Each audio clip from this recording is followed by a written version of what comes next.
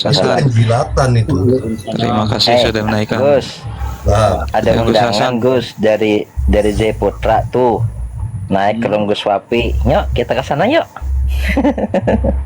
Naik kemana? Ke roomnya Wapi kalau emang hebat katanya. Ngapain? Gini. nggak penting. Gini ya. Hebat itu bukan karena sering tampil di Gini ya. sana. Saya jawab ya. Saya itu sudah berapa kali datang ke roomnya Ustadz Wafi. Saya tidak dinaikkan di sana. Sampai waktu itu saya diminta untuk berdiskusi dengan Ustadz Wafi di roomnya Kang Raden jam 8 malam. Saya tunggu sampai jam 11 dia live sendiri. Gitu loh. Nah, kemudian mohon maaf 6 bulan yang lalu ya, atas perintah dari Mas Syekh Sidogiri, saya ajak beliau itu untuk berdiskusi di pesantren Sidogiri. Nggak ada jawaban dari dia. Kemudian ya, yang terakhir, yang baru-baru ini ya, saya ketika pulang ke Madura, saya kawan ke keluarga besar saya, khususnya di Batu Ampar, di Pamekasan, dan saat itu Wafi ada di Pamekasan. Ditelepon oleh salah seorang kiai, paman saya juga, Kiai Ja'far, kepada tuan rumah yang tempat Wafi menginap untuk dipertemukan, tapi dia nggak mau. Ya, nah kalau memang dia mau berdiskusi, monggo di pesantren saya di Madura nggak apa-apa, gitu loh. Kapan aja, gitu. Tuh dengar Zai Putra Tunggal.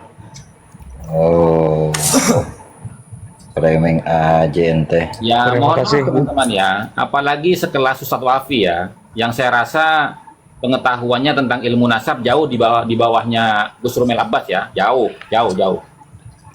Gus Rumel Abbas saja itu pernah naik ke mumal saya, saksinya banyak, ya.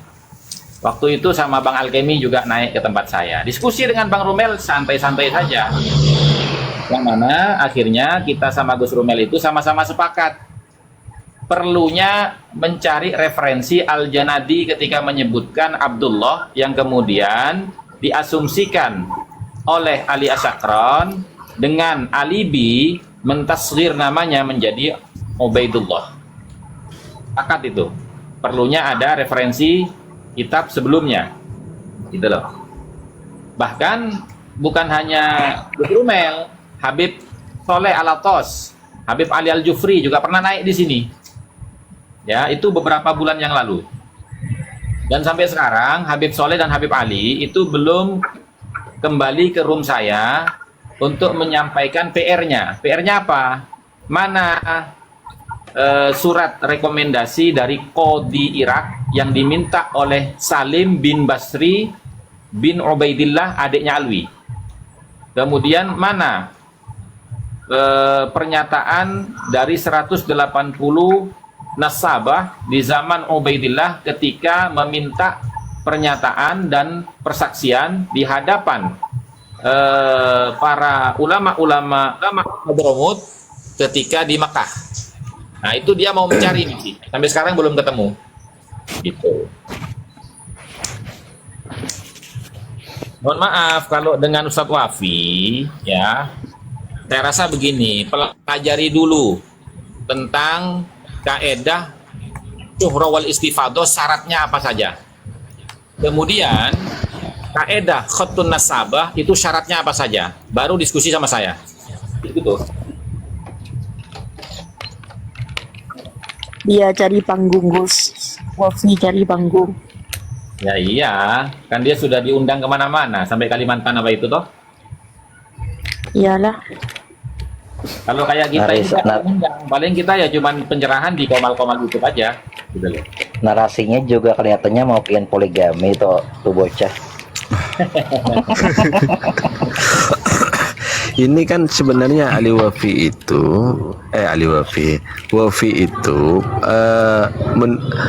membela Ba'alawi itu sebenarnya bukan kehendaknya sendiri kan ya, karena memang oleh Robito ditunjuk kan. Minta betul. bantuan, minta bantuan. Iya. Betul. Jadi bukan Terima kasih lantaran Gus, bukunya Gus. Wafi itu menemukan kebenaran, tapi memang ditunjuk. Kalau udah ditunjuk mau nggak mau harus membela kan. Alhamdulillah sudah selesai Gus. Waduh, Ada kritik, ada Pencerahannya saran, bagus sekali ini. ada kritik, ada saran Pak. buku saya mana Gus? Gus, Udah ada Gus. buku saya Oh iya, kamu sampean belum dikirim bukunya ya? belum Gus. Saya sama teman-teman ditanyain terus. Loh, sampean itu pesannya ke Shopee apa ke siapa? Ke panjenengan sendiri Gus. Oh iya tang? Iya, aduh masa Di Shopee antri Gus, di Shopee antri belum datang seharusnya bukunya. cucu itu diutamakan. Loh enggak, soalnya kan kemarin itu fokusnya kan ke Shopee gitu loh. Oh iya Gus. Aduh, Bagus Shopee nih ya. masih banyak teman-teman, masih ada sekitar 200-an lah di Shopee itu. iya. Nah setelah itu habis nanti saya tentukan edisi revisinya. Wah. Ya, kalau bisa secepatnya Gus, karena teman-teman ingin secepatnya baca katanya. Gimana caranya mau cepat buku itu Gus, mau cepat sampai Gus? Kenapa? Nggak sampai-sampai. Gimana caranya mau cepat sampai bukunya? Kemana? Kemana? Ya dari Shopee ke rumah, nggak sampai antri mungkin.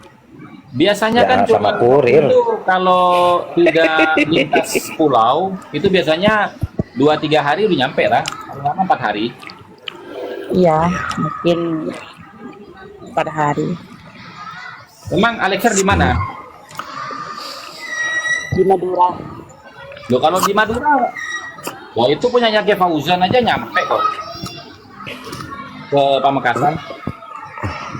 Stok udah habis Kak Gus. Enggak, Selain masalahnya dari Shopee. Sudah ada habis, sekitar Gus. 200. Cuman saya nggak nyetak Antri, lagi waktu. karena mau direvisi. Jadi begini teman-teman, di buku Oh, itu, mau direvisi ya?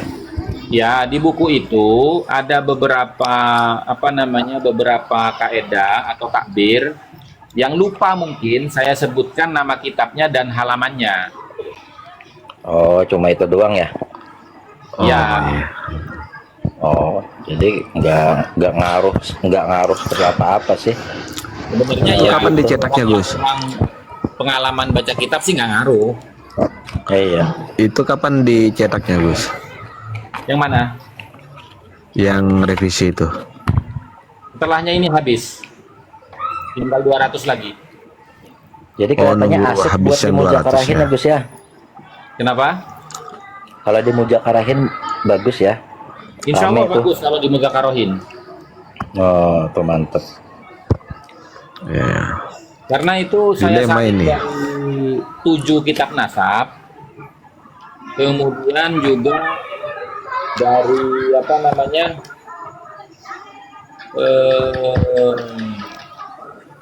7 kitab nasab, kemudian dari apa? Dari 2 kitab usul fikih.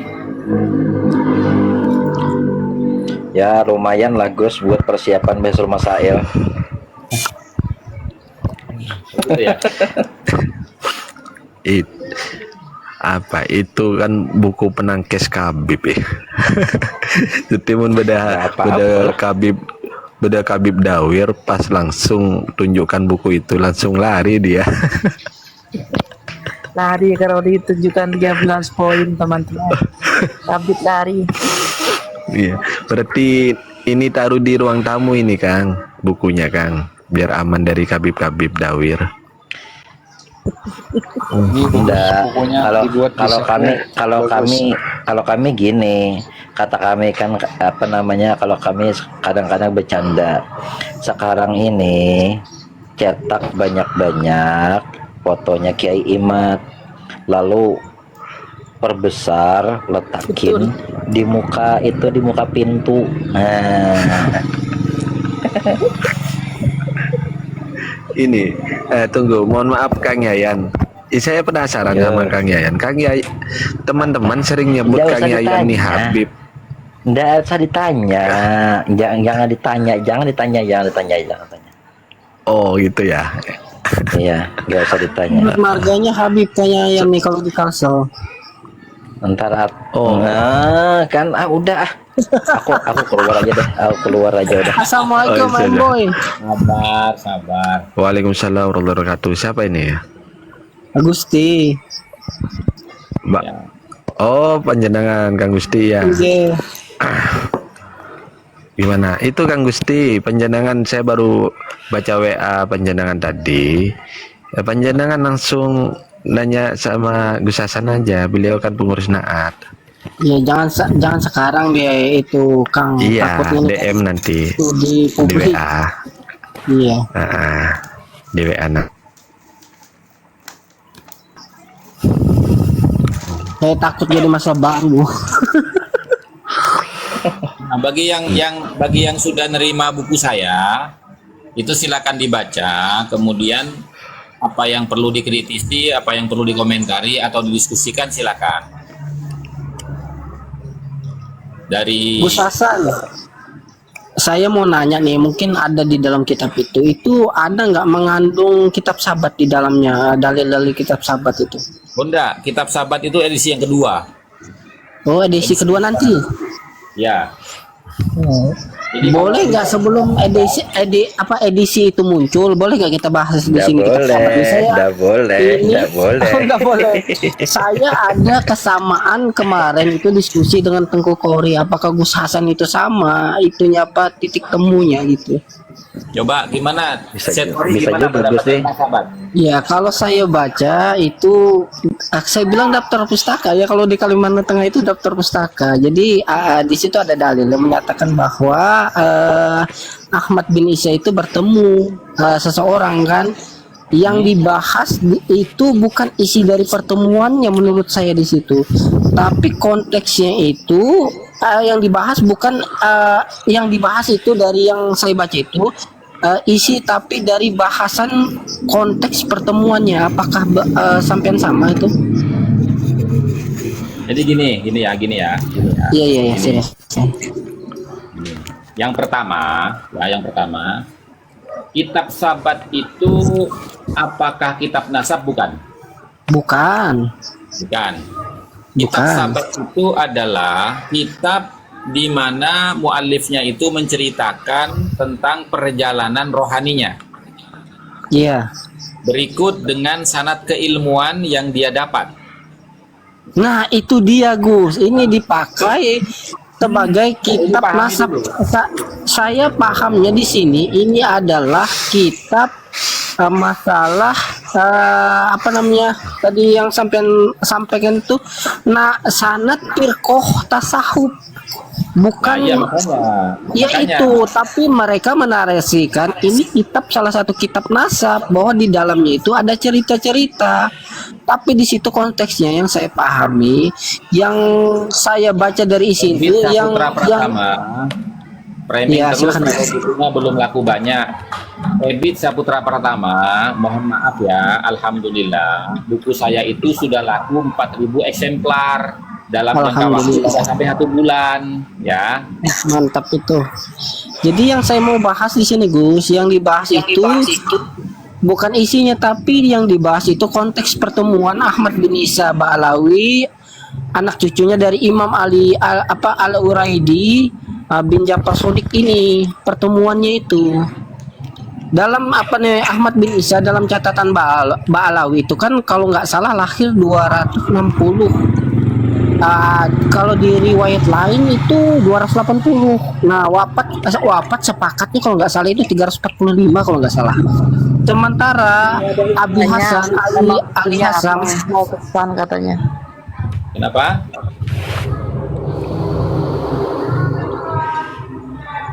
Lanjut Kang Gusti, lanjut. Iya, sementara Abi Hasan itu yang nama aslinya Ali Haji ini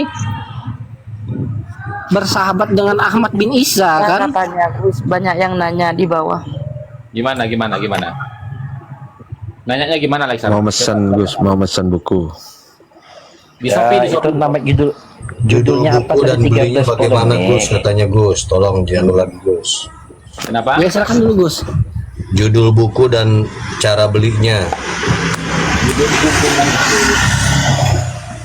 Jadi kalau mau 13 beli poin. itu ya, ke Shopee, tulis aja di laman pencariannya itu buku debat nasab 13 poin memahami polemik nasab. Nah, Itu tuh nanti keluar udah itu. keluar tuh. Itu Keluar trending kok ntar di bukunya. Shopee. Shopee itu trending. Saya sudah pesan itu belum datang. Itu kalau kita ketik langsung muncul itu. Makanya teratas itu bisa bintang 5. Itu bos, ada yang Iya. tanya, maaf, ada yang tanya buku yang terbaru udah terbit belum? Belum. Nah, ini lagi dibahas ini. Saya lanjut, Gus. Ya, silakan. Di sini kan narasinya kan Abil Hasan Al Askari ini wafatnya 260 Hijri. Pertanyaan, mungkinkah orang wafat 260 Hijri bisa bertemu dengan orang yang baru lahir 260 Hijri? Oh, berarti Itu kebingungan saya. Berarti itu bukan membahas tentang Ibnu Hajar itu. Iya, Kalau ini pembahasan membahas. itu bukan ke situ arahnya. Nah, terus Kalau pembahasan itu benarkah pertemuan Ahmad bin itu maksud saya, benarkah beliau itu mendapat sanad firqah tadi? dari mana? Dari Ahmad bin Isa. Iya, dari yang wafatnya 260 Hijri, mungkinkah bisa bertemu dengan orang yang baru lahir 260 Hijri? Si Andri. Anda salah paham. Jadi Ibnu gimana Hajar itu, Gus? Makanya dengarkan dulu, Anda salah paham itu. Itu bukan Ya, silakan, Gus. Itu bukan pembahasan Ibnu Hajar itu yang barusan sampai sampaikan. Tapi itu pembahasan tentang tahun lahir daripada Ahmad bin Isa dari perspektif kitab Al-Ghaibah yang masyhur dan mu'tamad dengan pernyataan daripada Ba'alawi. Ya, itu saya kaitkan, makanya segmen saya tadi saya kaitkan, benar nggak tuh bertemu mereka itu, benar nggak beliau mendapat Mereka itu unsur siapa? Mereka itu siapa? apa? Mbak Alawi ini menjelaskan ke saya. Mbak Alawi itu bernarasi bahwa kitab sahabat ini kitab nasab katanya. Coba lihat di situ. Gimana? Yang kamu anggap bertemu itu siapa? Saya kok jadi bingung dengarnya. Ahmad bin Isa Mbak Alawi. Gini. Ahmad bin Isa Alawi, anak cucunya dari Imam Ali Uraidi. Ini kan Jafar Sodik. Ahmad bin Isa dalam catatan Mbak Alawi itu lahir 200. sih? Narasinya Jadi, Jafar Sodik lebih dulu. Gusti mendingan diem biar Gus Hasan nerangin. Iya, makanya saya mau Jangan itu. memotong. Iya, silakan. Iya, jadi saya bingung dengernya gitu loh. Kamu bicara Ibnu Hajar Al-Haytami. Tapi bicara Ali Al-Uraidi punya anak Ja'far Sodik. Ja'far Sodik di Iya. atasnya loh. Iya, yang saya itu Siapa? semua bin Isa Dengan dengan Abil Hasan kalau nggak salah, Abil Hasan. Nah, iya makanya itu gak ada kaitannya dengan Ibnu Hajar. Ibnu Hajar abad keberapa? Sementara Abil Hasan Askari dengan Ahmad bin Isa itu abad kedua, abad ketiga. Iya, yang saya mau ambil tarik kesimpulan itu konteks pertemuannya itu. Pertemuan siapa? Yang di atas tadi yang sudah saya sebutkan tadi. Abil Hasan tadi pertemuannya itu benar atau tidak begitu. Lah, iya hubungannya dengan Ibnu Hajar apa? Kan di situ Ahmad bin Isa Alawi kan gimana yolah, saya ini mengambil rujukan dari dua kitab yang saya mungkin ada kolerasinya yang masih saya bingung. Antara dua kitab ini ada kolerasi, cuman gimana Gus? Kalau Karena kamu bingung, saya ini makanya dengarkan. belajarnya nggak berguru, buka-buka sendiri Gus. Gimana Gus? Makanya perlu pencerahan ini Gus. Makanya dengarkan dulu, jangan Ya, silakan, dipotong Gus. saya.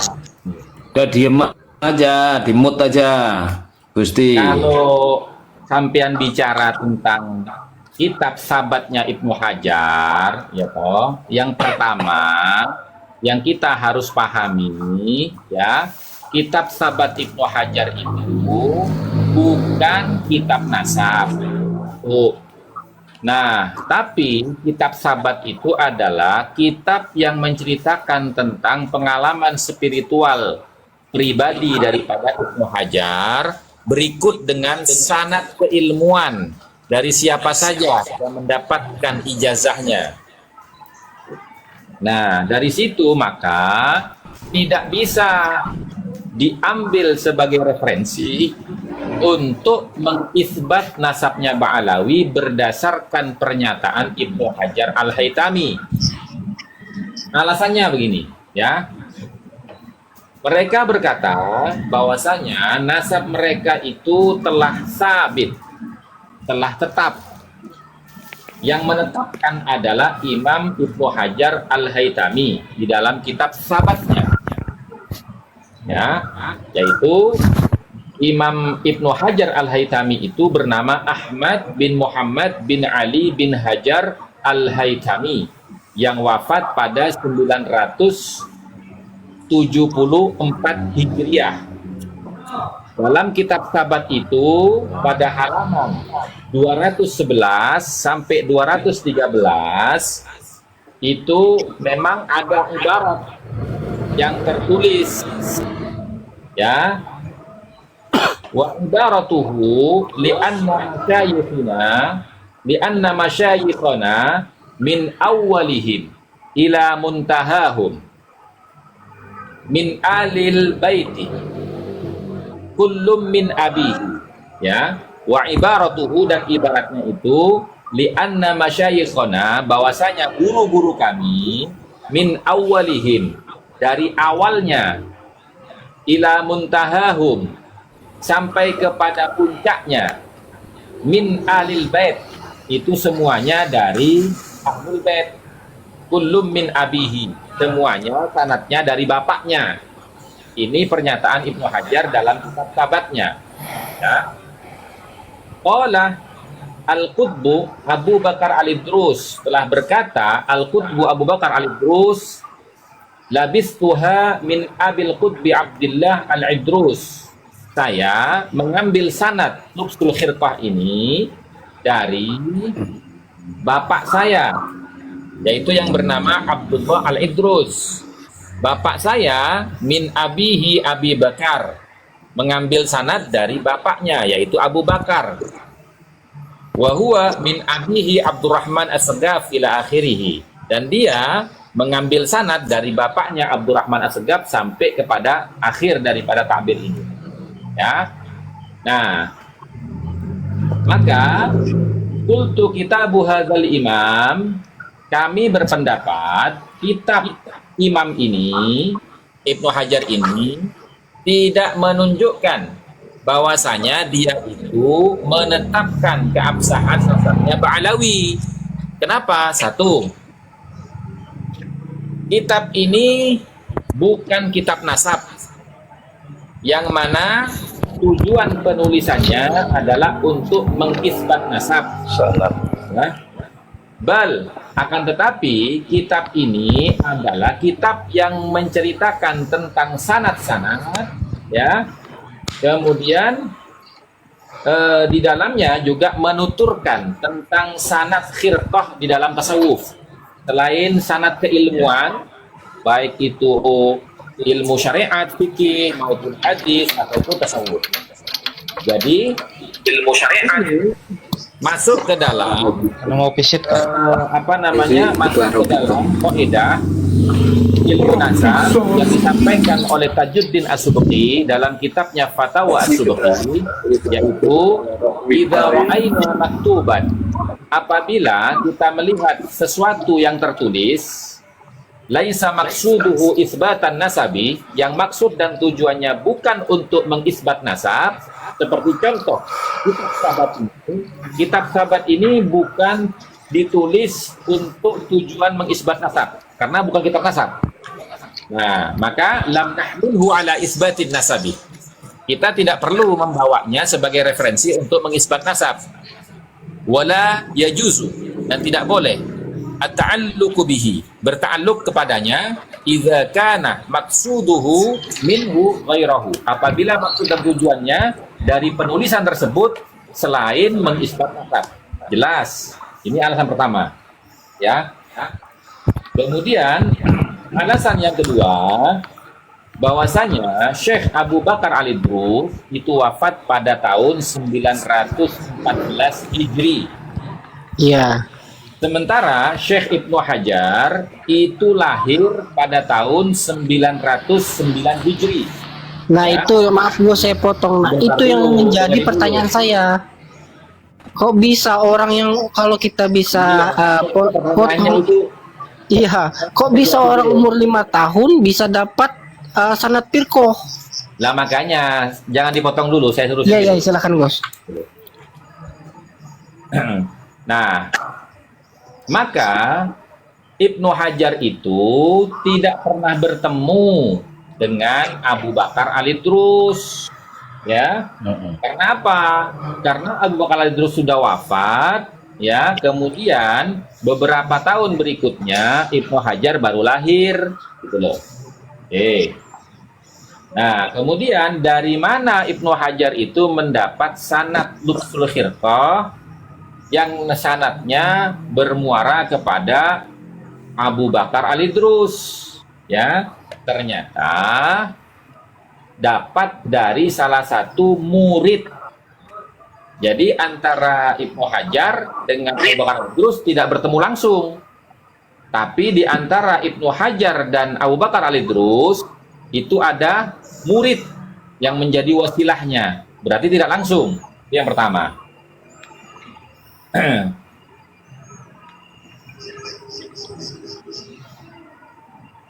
Fal masdaru huna, maka sumber yang bisa didapatkan di sini itu boleh jadi dari salah satu murid Abu Bakar Al-Idrus atau dari kitab Al-Juz'ul Latif. Ya. Itu loh. Maka kita bisa memahami ketika Ibnu Hajar itu mengatakan bahwasanya telah berkata Abu Bakar Al-Idrus, ya, itu statusnya bukan sebagai landasan untuk mengisbat, tapi itu statusnya adalah naklan taman, ya, kutipan yang sempurna dari seorang yang mengutip kalam ulama. Gitu loh. Nah, kemudian apakah benar bahwasanya Ibnu Hajar benar? Apakah bahwasanya Abu Bakar benar? Kok doubling ya? Itu Gus, kok doubling? Saya Lanjut, Gus. Yang baru masuk itu tolong langsung di-mute teman-teman biar nggak doubling gitu. Yang baru masuk tuh loh. Nah, jadi kesimpulannya begini. Apakah benar Abu Bakar Al-Idrus itu bertemu langsung dengan Ibnu Hajar kemudian memberikan ijazah? Dan kemudian yang kedua, apakah benar pernyataan Al-Idrus itu bahwasanya sanad keilmuannya itu dia dapatkan dari turun-temurun melalui bapak kakek buyutnya? Apakah benar seperti itu? Nah, kita kulik di sini, gitu loh ya. Itu. Kemudian gini. Silsilatu khirqah, ya, silsilatu khirqati hadza Syekh Al-Idrus mukhtalafun fihi. Ya, silsilah Lubsul Khirqah yang dimiliki oleh Al-Idrus ini terjadi kerancuan di dalamnya. Li'anna al-faqih al-muqaddam Muhammad bin Ali bin Muhammad al-Mirbad, ya, karena yang bernama al-faqih muqaddam Muhammad bin Ali bin Muhammad sahibul Mirbad huwa awwalu man tasawwafa min Bani Ba'alawi. Dialah orang yang pertama kali, ya, masuk ke dalam dunia tasawuf dari kalangan Ba'alawi. Dari mana Al-Faqih Muqaddam itu mengambil sanad tasawufnya atau Lubsul Khirqahnya? Ya'khudhu min Syekh Abi Madyan Syu'aib At-Tilimsani. Dia mengambil dari seorang syekh, ya, yang bernama Abu Madyan Syu'aib At-Tilimsani. bukan mengambil dari bapaknya. La an abihi inda Ali bani Ba'alawi. Ya. Di anna abihi wa jaddihi ila al-a'la la yashtaghilu illa bil fiqhi wal hadithi kama dzakarahu sahibul Mashra'ur Rawi wa ghairuhu. Ya, sebagaimana yang tercatat di dalam kitab Al-Mashra'ur Rawi dan kitab-kitab lainnya dari kalangan Ba'alawi yang menyatakan bahwasanya yang pertama kali masuk ke dalam dunia tasawuf dan mendapatkan sanad lubsul khirqah adalah Muhammad bin Ali Ba'alawi, putra daripada Muhammad Sahib Mirbat, ya, yang berguru kepada Syekh Abu Madian Su'aib At-Tilimsani, bukan dari bapaknya. Berarti apa yang disampaikan dalam kitab sahabatnya Ibnu Hajar tidak sejalan dengan apa yang ada di dalam kitab Mashra'ur Rawi Ba'alawi. Oke? Nah, itu dia poinnya, Gus. Terima kasih, Gus. Itu poin yang kedua ya, poin yang kedua. Iya. Lanjut, Gus. Kemudian qala al-Habib Abdurrahman bin Abdullah Balfaqih, aslu tariqi sadati Ba'alawi at-tariqatul Madyaniyah. Ya. Asal tariqah Sadah Ali Ba'alawi itu adalah tariqah Al-Madyaniyah. Ingat ya. Pertama kali Ba'alawi itu masuk ke dalam dunia tariqah, dia menganut tariqah Al-Madyaniyah. Tariqah Syekh Abi Madian Su'aib At-Tilimsani, yaitu tariqahnya Syekh Abu Madian At-Tilimsani. Siapa Syekh Abu Madian Su'aib At-Tilimsani? Salah satu daripada murid Syekh Abdul Qadir Al-Jailani. Oke. Nah, berarti bukan ngambil sanad turun-temurun dari bapak, kakek, dan buyutnya kan? Nah, iya, Gus. Itu pengakuan mereka kan dari bapak ke bapak. Nah iya, pengakuan mereka kepada Ibnu Hajar tidak sesuai dengan pengakuan mereka yang tercatat dalam kitab mereka sendiri, Mashra'ur Rawi, dan kitab-kitab yang lain dari kalangan Ba'alawi. Nah, itu yang saya debatkan dengan teman saya yang Ba'alawi itu, Gus. Makanya di situ terjadi kerancuan, gitu loh. Iya, benar, Gus. Yang benar yang mana nih, Ibnu Hajar apa Ba'alawi? Gitu. Nah, ya. Nah, Lanjut, Gus. kemudian Gus Hasan, Assalamualaikum warahmatullahi wabarakatuh. oh ya, Syekh Mazin, waalaikumsalam warahmatullahi wabarakatuh. Waalaikumsalam warahmatullahi Gimana wabarakatuh. kabarnya? Gimana kabarnya semua? Maaf putusin. Gus, Ya, Syekh. kayaknya banyak kabab di sini. Tapi jangan sepil semua, biarin mereka panik sebentar, penasaran gitu. Siap. Tiap hari kasih makanan sedikit kabab gitu. Iya. Sedikit dan diam lagi, biarin mereka biar nggak bisa bobok malam. Siap. Izin Syekh. Silakan. Minum kopinya terasa lebih nikmat ya kalau lihat tappingannya Aduh. kabab ya. Aduh, benar-benar saya lagi minum kopi di sini sekarang. Bener lagi minum kopi. Gus Hasan. Gus Hasan. Terasa lebih Jadi nikmat kalau misal sambil lihat yang di tappingannya kitab kabab. yang di kitab sabet tadi dengan kalimat min abihi al-faqihu Muhammad itu artinya itu bukan faqih muqaddam atau emang ada yang lain lagi?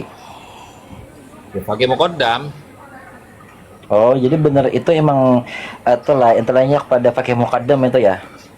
Iya. Oh, iya. Muqaddam itu namanya Muhammad bin Ali bin Muhammad Sahib Mirbat. Belum. Gelarnya Al-Faqih Muqaddam gitu. Berarti ini secara lugas ya, Gus ya. Pakai Muqaddam itu adalah muridnya Syekh Abu Madian ya. Iya. Mereka tidak mengakui itu, Gus. Saya masih berdebat itu. Mereka mengakui sanadnya itu bapak ke bapak katanya. Saya bilang enggak. Coba antum baca kitab yang Ba'alawi keluarkan sendiri. Enggak, saya masih dibantah. Itu yang masih kontradiksi. Makanya saya masih buka-buka kitab ini, Gus. Kitabnya Mashra'ur Rawi dan kitab-kitab Ya, yang itu yang saya